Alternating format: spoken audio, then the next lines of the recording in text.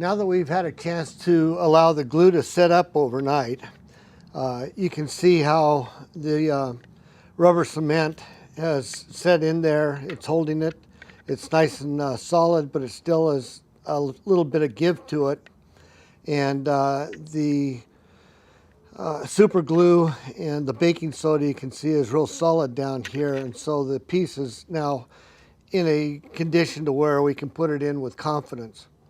Now, just a comment, when we bought this new holder, the person had refurbed it but hadn't put a new screen in. And they had used epoxy resin to glue this back in. And epoxy resin, normal epoxy, gray epoxy resin, hardens. And the way we got that loose was we just cracked it. And that's not what you want in a situation like this where things are going to give. So that's why we went with something that's a little more forgiving, but still hardens up fairly well. The other thing is to remember about epoxy is it's got to have a gap. A number of people will take and mix up a nice batch of epoxy, put it on two pieces and smash the two pieces together tight and squeeze all that epoxy out. And it holds, but it's not strong because epoxy has to have a little bit of a gap in order to work. So a lot of people, by trial and error, not realizing that, have found out that they have to build up a bunch of epoxy on the outside edges in order to get their strength in. So you got to think a little bit about the glue you're using and what the purpose is and what you need to do to make sure that glue will hold properly.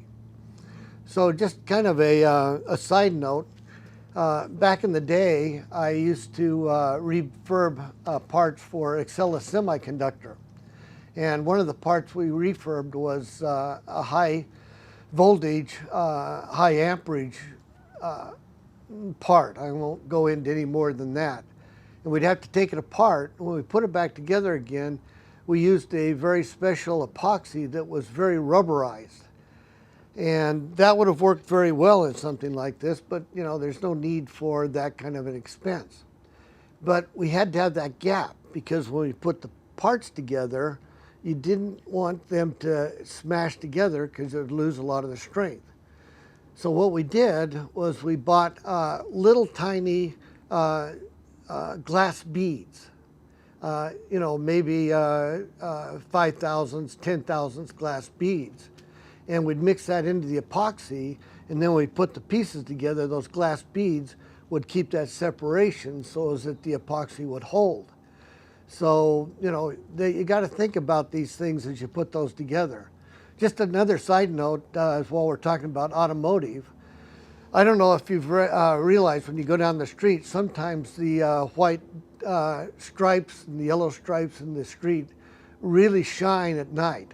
And sometimes you can't hardly see them, but sometimes they just seem to leap out at you. Well, believe it or not, the reason that occurs is because they put those same glass beads that we use, they put that into the paint. And they put a little bit larger ones than what we were using, but they put it in the paint. And then when your headlights hit those beads, it reflects back at you and you can see those really, really nicely. So just kind of an automotive thing for being out on the road, just to be aware of that when you see that, realize that what you've seen is a bunch of glass beads mixed in the paint. Here we are back on the next day after we've had a chance to let the super glue dry on the part we were just looking at. It turned out, I mentioned yesterday that we weren't going to show about the paper because we didn't need to. Well, as we got looking at this particular part, which we need to put in, it turns out that it had cracked right across here. So it turns out we did need to do the paper trick. So again, just briefly, just take and cut all your pieces of paper you're going to use. I happen to use 4 on this one. You can use fewer or more depending upon what you're trying to do. Just put a bunch of super glue down there, make sure you get it covered, put the paper in, tap it in there so as that the glue goes into the paper, put another layer of super glue on, add your next paper and so on to fill that out. Now, after you let it harden, you need to trim things up, and it'll trim up nicely. So we'll go ahead and trim up this excess paper off of here. Notice how it trims off real nicely and easily. So we took a few minutes and we dremeled out the slot. You want to be cautious about just trying to force it with a cutter. You just don't want to break the plastic again. So I like using Dremels. You can use a drill, but drills are a little big and awkward. Dremel, you can have a fine control. So now we've got it slotted out so it'll work on the door again, and we have the slot so we can adjust it to the right spot. All right, now that we've repaired and the tab and we've got our slot cut, it's time to put this back in place. You'll notice that we've started putting the vapor barrier back in place here. The easiest way to do that is you want to open this up just a little bit, and then you can just kind of just slide that right there in place, and then you've got your 2 screws. So you've got one that goes right here.